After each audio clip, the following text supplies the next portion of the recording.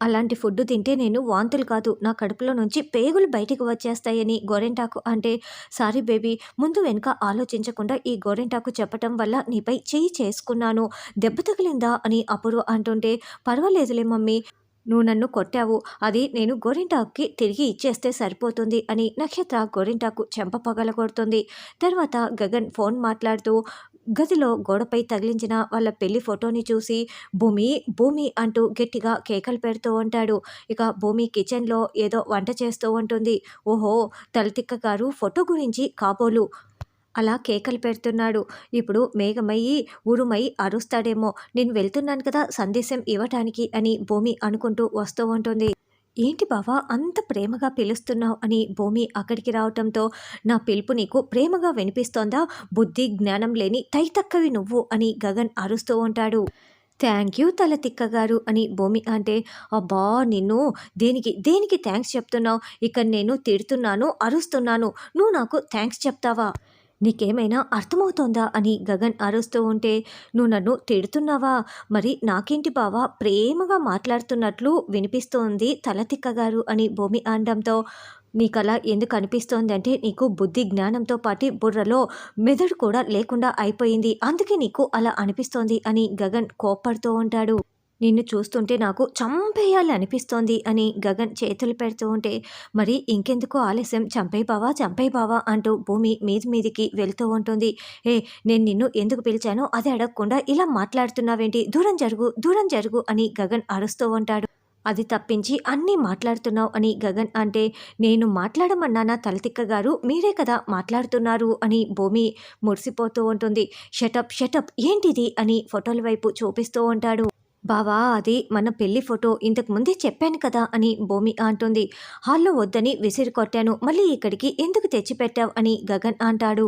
అంటే బావా మనం ఇద్దరము భార్యాభర్తలం కదా, నువ్వు లేనప్పుడు నేను, నేను లేనప్పుడు నువ్వు, మన తీయటి జ్ఞాపకాల్ని తలుచుకుంటూ గడిపేయచ్చు బావా అని భూమి గగన్ భుజంపై వాలిపోతుంది. అహతి, నీ తీయటి జ్ఞాపకాలన్నింటినీ కూడా పొయ్యిలో పెట్టి కాల్చి పడేస్తాను.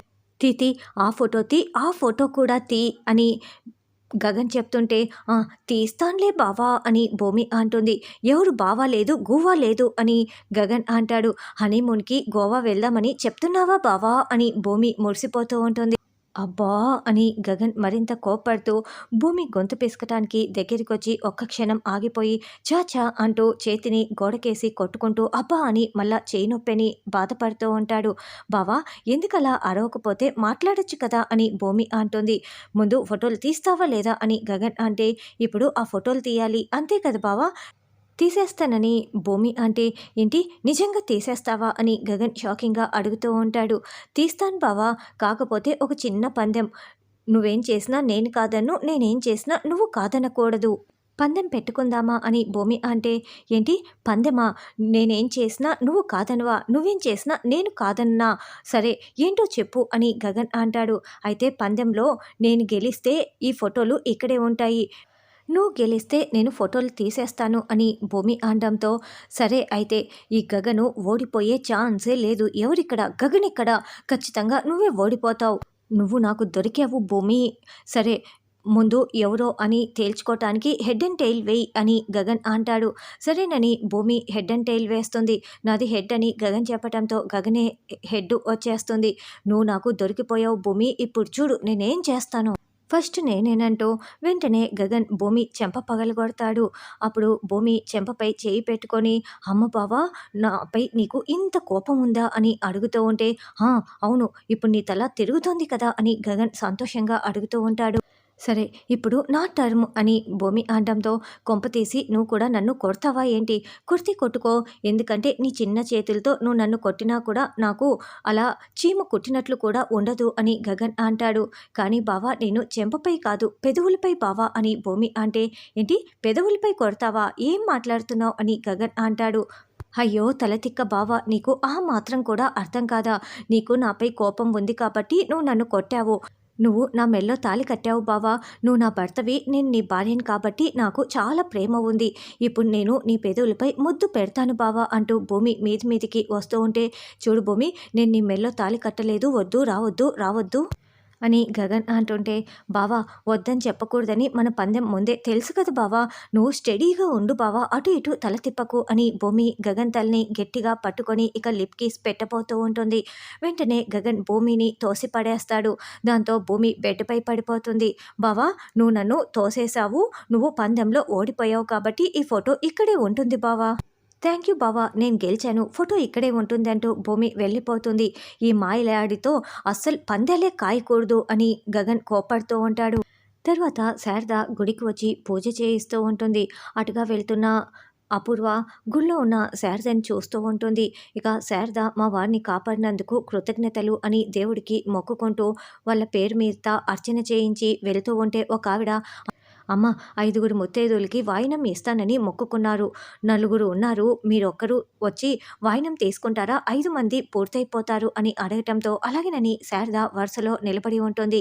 ఇక ఆవిడ శారదకి వాయినం ఇవ్వబోతూ ఉంటే సరిగ్గా అప్పుడే అక్కడికొచ్చి అపూర్వ ఆ వాయినాన్ని గాల్లోకి విసిరి కొట్టేస్తుంది. "ఏమ్మా చూస్తుంటే పెద్దదానిలా కనిపిస్తున్నావు. బుద్ధి లేదా ఇలా తాంబూలాన్ని విసిరి కొట్టకూడదని" అని ఆవిడ నిలదీస్తూ ఉంటే, "అసలు వాయినం ఎవరికి ఇస్తారు" అని అపూర్వ అంటే, "ముత్తైదులకి" అని ఆవిడ చెప్తుంది. మరి ఈ శారద భర్త లేడు కదా! ఎప్పుడో ఈ మధ్యనే చచ్చిపోయాడు. ఇంకా సూతకం కూడా తీరలేదు. కావాలంటే ఆవిడనే అడుగు అని అపూర్వ అంటుంది. "ఏమ్మా మా కొంపలు ముంచటానికి వస్తున్నావా? అసలు నువ్వు నోరెత్తి మాట్లాడడం లేదు. అంటే ఈవిడ చెప్తున్నదంతా నిజమా?" అని ఆవిడ నిలదీస్తూ ఉంటే శారద ఏడుస్తూ ఉంటుంది. ఇంకా అర్థం కావటం లేదా? రంగురంగుల బట్టలు, చీరలు, కుంకుమ పెట్టుకొని ఎలా తిరుగుతోందో. ఏంటి శారద తెల్ల చీర కట్టుకొని ఇంట్లో కూర్చోకుండా ఏంటి ఇదంతా కూడా? ఓహ్! కేపీని భర్త అని నామమాత్రం చెప్పుకుంటూ తిరిగావా? అంటే ఇప్పుడు కేపీ చచ్చిపోయాడన్న బాధ కూడా నీలో లేదు?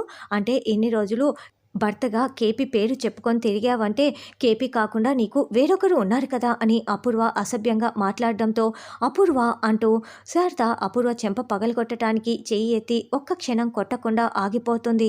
శారద అంతటితో ఆగకుండా కొంచెం దూరం వెళ్ళి దోసెట్ నిండా కూడా దుమ్ము తీసుకొచ్చి అపూర్వ ముఖంపై కొట్టేసి వెళ్తుంది. దాంతో అపూర్వ చాలా షాకింగ్‌గా చూస్తూ ఉంటుంది. అలా శారద దుమ్మెత్తి అపూర్వ మీద పోసి వెళ్ళటంతో అపూర్వ రగిలిపోతూ తుడుచుకుంటూ ఇంటికి వెళ్తుంది. "ఏంటపూర్వ ఏమైంది? ఆ గగన్ గాడు కొట్టాడా?" అని గోరింటాకు అడుగుతూ ఉంటే, "కాదు ఆ శారద ఉంది కదా! గుళ్ళో ఇంతింత పెద్ద బొట్టు పెట్టుకొని రంగురంగుల చీర కట్టుకొని తిరుగుతోంది" అని అపూర్వ అరుస్తూ ఉంటుంది. "మీరా మీరా" అంటూ అపూర్వ కేకలు పెట్టడంతో ఇక అందరూ హాల్లోకి వస్తారు. "ఆ శారదకి కేపీ భర్త కాదా? ఇద్దరు భార్యలు కదా కేపీకి. మరి మీరా కుంకుమ తీసేసినా కూడా ఆ శారద ఎందుకు తీయలేదు? గుళ్ళో ఎందుకు అంతంత పెద్ద బొట్టు పెట్టుకొని తిరుగుతోంది" అని బామ్మని మీరాని అపూర్వ నిలదీస్తూ ఉంటుంది. శారద అలాంటిది కాదు. చాలా మంచిది. అలాంటి పని చేయదే అని బామ్మ అంటుంది. ఇక మీరా అయితే, "అంతా ఆయన వల్లే ఇలా జరుగుతోంది" అని అంటుంటే, "చూడమ్మా మీరా అసలు కేపీ శారదని పెళ్లి చేసుకున్న తర్వాత కదా నిన్ను పెళ్లి చేసుకున్నాడు. శారదే ఒంటరిగా ఎన్ని రోజులు జీవితం గడిపింది. నా కొడుకుని ఎందుకు ఆడిపోసుకుంటున్నావు" అని బామ్మ అంటుంది. అయితే మీరా కూడా బొట్టు పెట్టుకుంటుంది అని అపూర్వ కుంకుమ తీసుకొచ్చి పెట్టబోతూ ఉంటే, "వద్దుదినా" అని మీరా అడ్డుపడుతూ ఉంటుంది. "ఎందుకమ్మా చచ్చిన నా కొడుకుని ఇంకా చంపుతున్నావు" అని బామ్మ అంటే, "మరి శారద అయితే బొట్టు పెట్టుకు తిరగచ్చు. మీరాకి నేను పెట్టకూడదా? ఆ శారదకి వేరొకరు ఉన్నారేమో అందుకే అలా చేస్తోందేమోనని" అపూర్వ అంటే, "అత్తయ్య ఇంకో మాట పెద్దమ్మ గురించి మాట్లాడావో నేను చూస్తూ ఊరుకోను" అని చెర్రి వార్నింగ్ ఇస్తాడు. "రేయ్ ఆ అమ్మ అంటే నీకు ఎందుకురా ఇంత ప్రేమ? ఈ అమ్మ మీద నువ్వు ప్రేమ చూపించవా? అయినా కూడా అదే అలా తిరుగుతోందంటే" అని అపూర్వ అంటుంటే, "చూడమ్మా నువ్వు చెప్పినట్లే శారద అలా తిరుగుతూ ఉంటే నేను వెళ్ళి బొట్టు గాజులు తీయించేస్తానని" బామ్మ చెప్తుంది.